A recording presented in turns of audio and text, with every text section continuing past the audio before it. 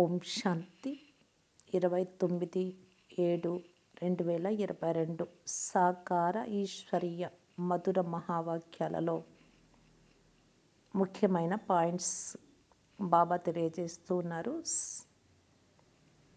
బాబా ఈరోజు మాతలను అనేక విధాలుగా మహిమ చేస్తూ ఉత్సాహము ధైర్యాన్ని ఇస్తూ మీ సహచరులను అనగా స్త్రీలను మరియు వేశ్యలను కామ మహాశత్రువు నుండి విడిపించమని, దృఢంగా నిలబడండి, శివశక్తులైన మీరు శక్తిని నిరూపించాలి, గవర్నమెంట్ వారితో కూడా మాట్లాడండి, జ్ఞాన కలశం మాతలపైనే ఉంచాను, జవాబారి మాతలదే, శ్రీమతమును అనుసరిస్తూ భీష్మ పితామహుడు మొదలైన వారిపై జ్ఞాన బాణాలను సంధించేందుకు గర్జించండి.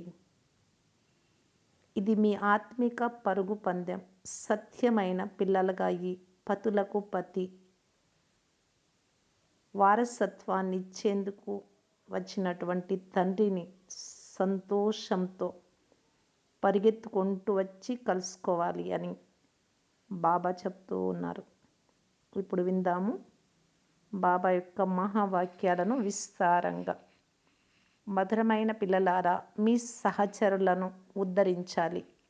తండ్రి మాతలపై జ్ఞాన కలశాన్ని ఉంచారు కనుక మాతలపై చాలా పెద్ద బాధ్యత ఉంది. ప్రశ్న: మాతలైన మీరు ఏ విశేషమైన కర్తవ్యాన్ని చేయడానికి నిమిత్తంగా ఉన్నారు? మీపై ఏ బాధ్యత ఉంది? జవాబు: మీరు ఈ పతిత ప్రపంచాన్ని పావన ప్రపంచంగా, నరకాన్ని స్వర్గంగా తయారు చేసేందుకు నిమిత్తులు. తండ్రి మాతలైన మీపై జ్ఞాన కలశాన్ని ఉంచారు కనుక అందరికీ సద్గతినిచ్చే బాధ్యత మీపై ఉంది. మీరు శివశక్తి సైన్యం. మీరిప్పుడు మీ సహచరుల కళ్యాణం చేయాలి, పతితులు కాకుండా అందరినీ రక్షించాలి, వేశ్యలను కూడా ఉద్ధరించాలి. పాట: రాత్రి ప్రయాణికుడా.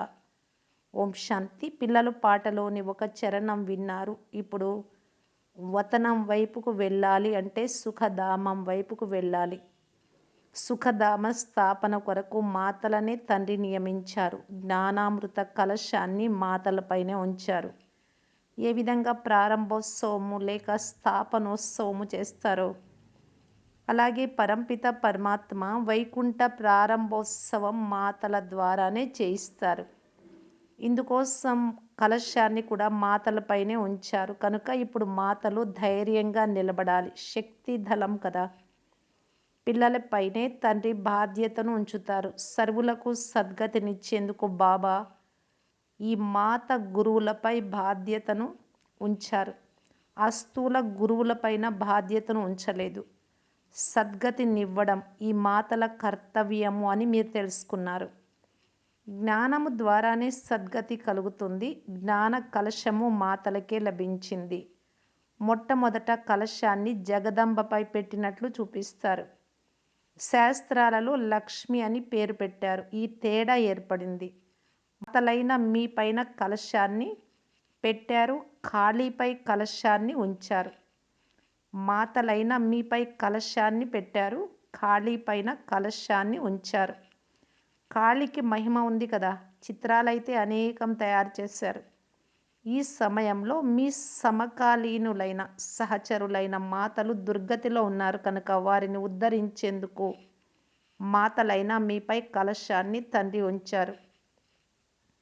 మీరు శివశక్తులు అని పిలువబడతారు. మీరు గుప్త సైన్యం. మీ బుద్ధిలో ఉత్సాహము పొంగాలి. మీరు మీ స్వరాజ్యాన్ని స్థాపిస్తూ ఉన్నారు. వందే మాతరం అని కూడా గాయనం ఉంది.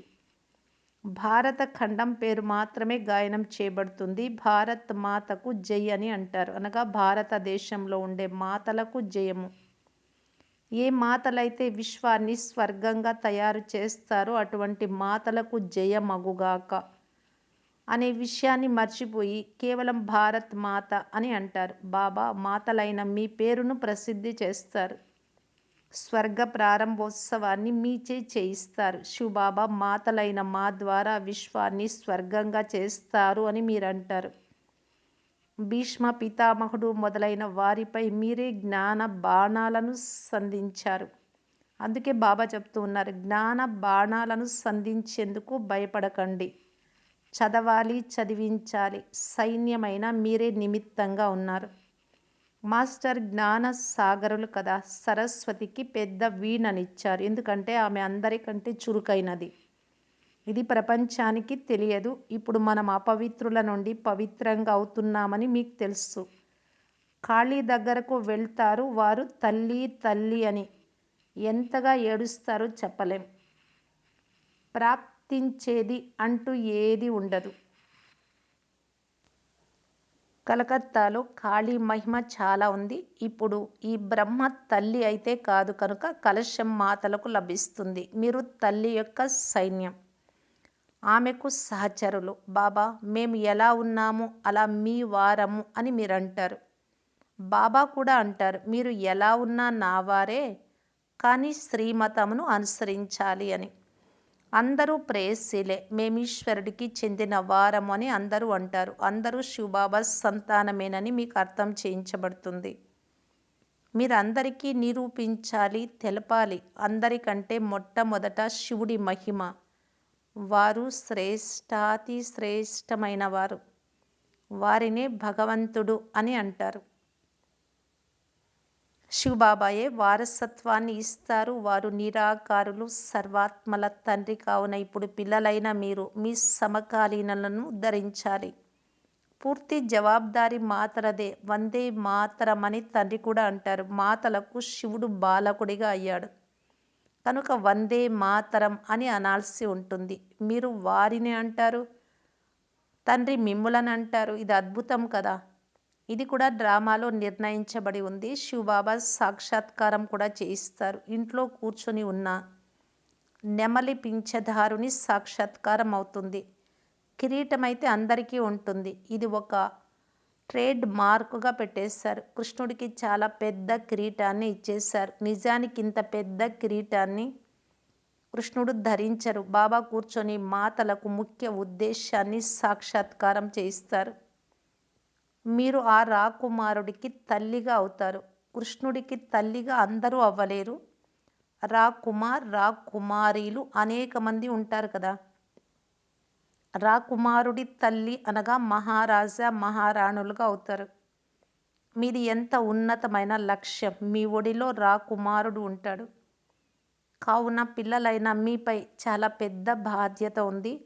మీ సంఘటన మాతలది చాలా పెద్దగా ఉండాలి.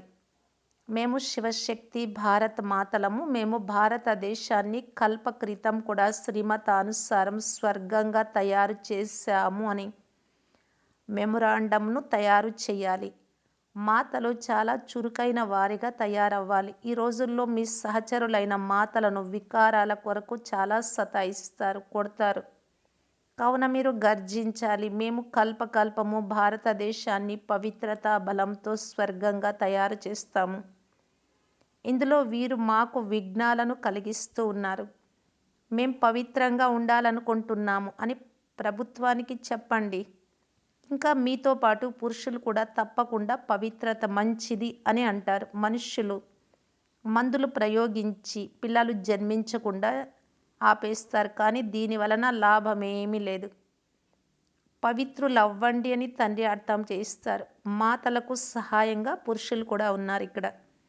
మాతలు దృఢంగా నిలబడాలి. మీ శక్తిని చూపించాలి. భగవంతుడైన తండ్రి పవిత్రంగా అవ్వమని చెప్తున్నారు అని ప్రభుత్వానికి చెప్పండి. అందరూ శివబాబా పిల్లలే కావున అందరూ పరస్పరంలో సోదరులు. తర్వాత ప్రజాపిత బ్రహ్మ సంతానమైనందున సోదరీ సోదరులు. ఇప్పుడు నూతన ప్రపంచ స్థాపన జరుగుతోంది. శివబాబా సంతానమైన ప్రజాపిత బ్రహ్మ పిల్లలు సోదరీ సోదరులు. వారు పరస్పరంలో విషమును ఇచ్చి పుచ్చుకోజాలరు. ఇది యుక్తి. కల్పక్రితం కూడా బాబా ఇలాగే పవిత్రంగా చేశాడు. మనం మాయా రావణుడిపై విజయమును పొందుతాం. ఈ రావణుడే భారతదేశానికి పెద్ద శత్రువు. రావణుడితో ఓడిన వారు ఓడినట్లే.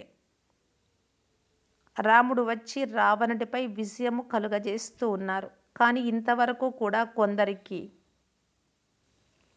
పతి మొదలైన వారిపైన ఎంత మోహం ఉందంటే చెప్పలేము. ఇప్పుడు మాతలైన మీకు కలశం లభిస్తుంది. మేము స్వర్గ ద్వారాలను తెరుస్తామని అర్థం చేయించాలి. కానీ వారు కలశాన్ని లక్ష్మికి చూపించారు. కానీ లక్ష్మి ముందే పవిత్రంగా ఉంటుంది. ఆమె జ్ఞాన కలశాన్ని ఉంచుకొని ఏం చేస్తుంది? జ్ఞాన కలశము జగదంబపై ఉంటుంది. ఇప్పుడు పరంపిత పరమాత్మ ఆజ్ఞాపిస్తూ ఉన్నారు. కామం మహాశత్రువు. ఎవరైతే దీనిపై విజయం పొందుతారో వారే శ్రేష్టాచారులుగా అయ్యి స్వర్గానికి అధిపతులుగా అవుతారు. పిల్లలైన మీకు పరస్పరంలో చాలా ప్రేమ ఉండాలి. బ్రహ్మ కుమారి కుమారుల సైన్యం అంతా ఒకటిగా ఉండాలి. ఎవరెవరు ఎక్కడ ఉన్నారో కూడా ఎవ్వరికీ తెలియదు. అన్ని సెంటర్ల వారిని పిలిచేందుకు కూడా సాధ్యం కాదు. మాతలకు చాలా బంధనాలు ఉంటాయి. పిల్లలను కూడా సంభాలన చేయాలి. లేకుంటే పురుషులు రిపోర్ట్ చేస్తారు. కానీ వాస్తవానికి పురుషులు ఇల్లు వాకిళ్ళు వదిలి వెళ్ళి సన్యాసులైపోతే గృహస్థాన్ని ఎవరు సంభాలన చేస్తారు? వారు హఠయోగాన్ని నేర్పిస్తారు. కానీ మేమిక్కడ రాజయోగాన్ని నేర్పిస్తాము. కావున మాకు సమాధానం లభించాలి అని మీరు వారికి చూపించాలి. అందుకే మాకు రక్షణ కావాలి అని మీరు ప్రభుత్వాన్ని అడగాలి. మీరు వేశ్యలకు కూడా తెలిపించండి. మీరిప్పుడు ఈ చెడు పనులు బంద్ చేసి స్వర్గానికి ద్వారాలుగా అవ్వండి అని అర్థం చేయించండి. మీరు ఈ పాడు పని అనగా చెడు పనులు చేస్తే మీ పేరు చాలా ఇంకా ఖరాబ్ అవుతోంది. మీరు ఈ మంచి పని చెయ్యండి. ఇలా చెప్పండి. అప్పుడు మీ పేరు చాలా ప్రసిద్ధం అవుతుంది. వారికి కూడా కళ్యాణం చేయాలి. ఇది కళ్యాణకారి సంగమయుగం. పవిత్రతను బాగా చాటాలి.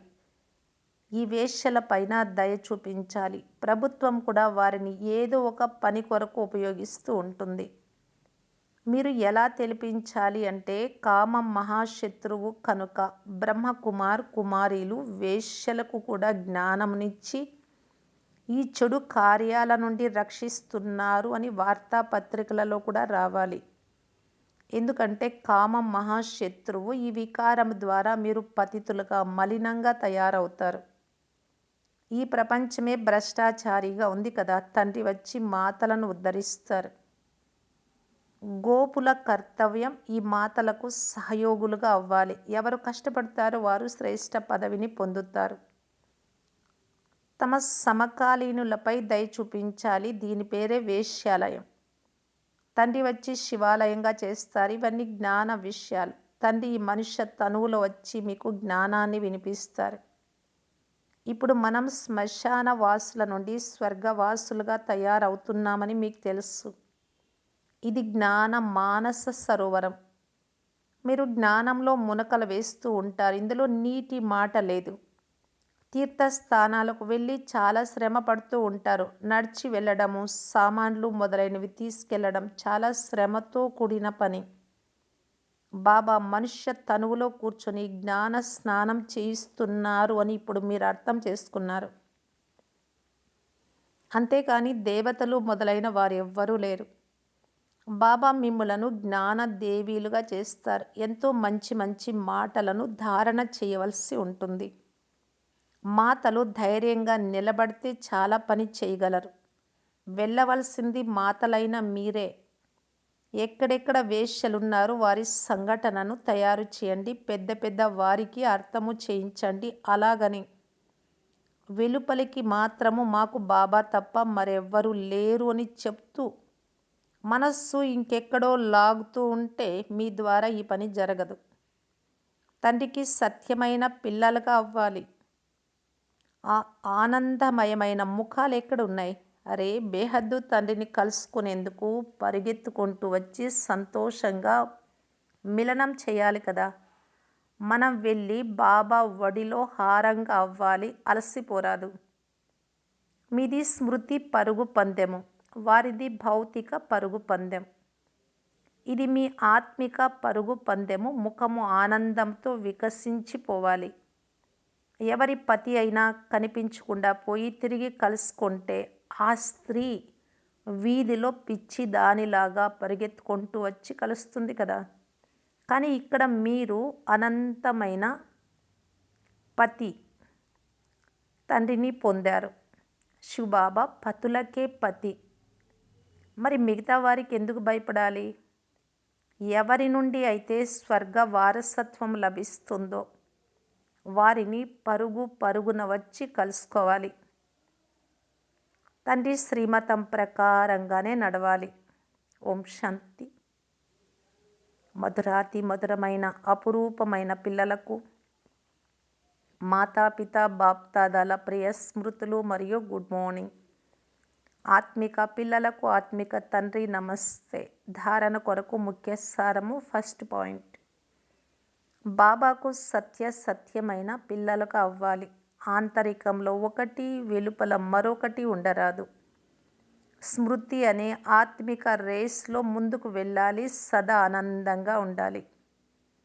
సెకండ్ పాయింట్, పరస్పరము చాలా ప్రీతిగా ఉండాలి. శివశక్తి సైన్య సంఘటనను తయారు చేసి తమ సహచరులను రక్షించాలి. పవిత్రులుగా తయారై ఇతరులను కూడా తయారు చేసే యుక్తిని రచించాలి. వరదానం, శ్రేష్టమైన స్మృతి ద్వారా సుఖమయ స్థితిని తయారు చేసుకునే సుఖస్వరూప భవ. స్థితికి ఆధారము స్మృతి. ఇప్పుడు కేవలము స్మృతి స్వరూపులుగా అవ్వండి. స్మృతి వచ్చినందున ఎటువంటి స్మృతి ఉంటుందో అటువంటి స్థితి స్వతహాగానే తయారవుతుంది. సంతోషాన్ని గురించి స్మృతి చేస్తూ ఉంటే స్థితి కూడా సంతోషకరంగా తయారవుతుంది. దుఃఖాన్ని కలిగించేటటువంటి విషయాలను స్మృతి చేస్తూ ఉంటే, ఆలోచిస్తూ ఉంటే అదే స్థితి అలాగే అవుతుంది. ప్రపంచంలో దుఃఖము పెరగాలి. అన్నీ అతిలోకి వెళ్ళాల్సిందే. కానీ సుఖసాగరుడి పిల్లలైన మీరు సదా సంతోషంగా, దుఃఖాల నుండి అతీతంగా ఉండే సుఖస్వరూపులు. అందువలన ఏమి జరుగుతున్నా మీరు సదా ఆనందంగా ఉండండి. స్లోగన్, సమయము అనే ఖజానాను వ్యర్థం అవ్వకుండా రక్షించుకోవడమే తీవ్ర పురుషార్థుల గుర్తు. మాతేశ్వరి గారి అమూల్యమైన మహావాక్యాలు. భారతదేశ ప్రాచీన యోగము పరమాత్ముడి ద్వారా నేర్పించబడింది. మన ఈశ్వరీయ యోగము భారతదేశంలో ప్రాచీన యోగము అనే పేరుతో ప్రసిద్ధిగాంచింది. ఈ యోగాన్ని అవినాశి యోగము అని ఎందుకంటారు? ఎందుకంటే ఇది అవినాశి పరమాత్ముడి ద్వారా నేర్పించబడింది. ఇతర మనుష్యులు కూడా యోగం నేర్పిస్తారు. అందుకే యోగాశ్రమాలు మొదలైనవి తెరుస్తూ ఉంటారు. కానీ వారు ప్రాచీన యోగాన్ని నేర్పించలేరు. ఒకవేళ అటువంటి యోగమే నేర్పించి ఉంటే ఆ బలం ఎక్కడ ఉంది? భారతదేశం అయితే రోజు రోజుకు బలహీనమవుతూ ఉంది. అందువలన ఆ యోగము అవినాశి యోగము కాదు అని రుజువవుతుంది.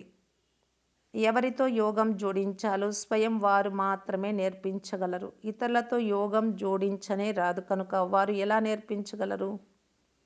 ఈ కార్యము స్వయం పరమాత్మయే చేయగలరు. వారే మనకు పూర్తి రహస్యమంతా తెలుపగలరు. అయితే అందరూ మేము యోగం నేర్పిస్తాము అని అంటూ ఉంటారు. సత్యమైన యోగమునైతే స్వయం పరమాత్మనే నేర్పించి సూర్యవంశీ, చంద్రవంశీ కులాలను స్థాపన చేసి దైవీ రాజ్యాన్ని స్థాపన చేస్తారు అని మనకు తెలుసు. ఇప్పుడు ఆ ప్రాచీన యోగం కూడా పరమాత్ముడే వచ్చి కల్పకల్పము మనకు నేర్పిస్తారు. ఆత్మలైన మీరు పరమాత్మ అయిన నాతో నిరంతరము యోగము జోడించినారంటే మీ పాపాలన్నీ తొలగిపోతాయి. అచ్చా. ఓం శాంతి.